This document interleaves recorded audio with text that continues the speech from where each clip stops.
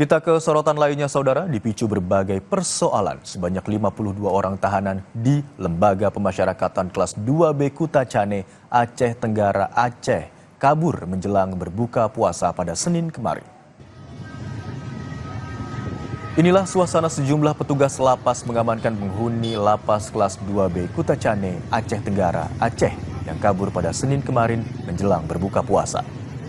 Kaburnya sekitar 52 orang narapidana ini dipicu berbagai persoalan yang terjadi di dalam lapas, diantaranya terkait makanan dalam lapas.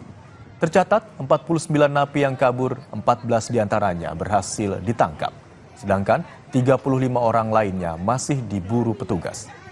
Umumnya, narapidana yang kabur merupakan tahanan kasus narkoba. Tuntutan mereka adalah ingin ada bilik asmara di dalam lapas. Sedangkan untuk mengadakan hal itu, kewenangan ada di pihak pusat. Jadi sementara nanti kita akan sampaikan ke pusat apa yang menjadi keluar dari mereka. Tindak lanjut itu nantinya pemerintah pusat. Untuk rasio pengamanan di kita dari 6 orang petugas pengamanan, sedangkan isi di kita 362 orang.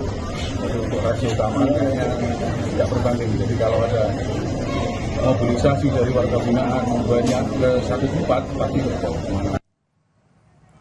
Kemarin, puluhan tahanan Lembaga Pemasyarakatan Kuta Cane, Aceh Tenggara melarikan diri menjelang waktu berbuka puasa. Aksi ini diduga akibat kekecewaan masalah makanan. Lapas juga disebut melebihi kapasitas. Penghuni lapas sudah melebihi kapasitas normal.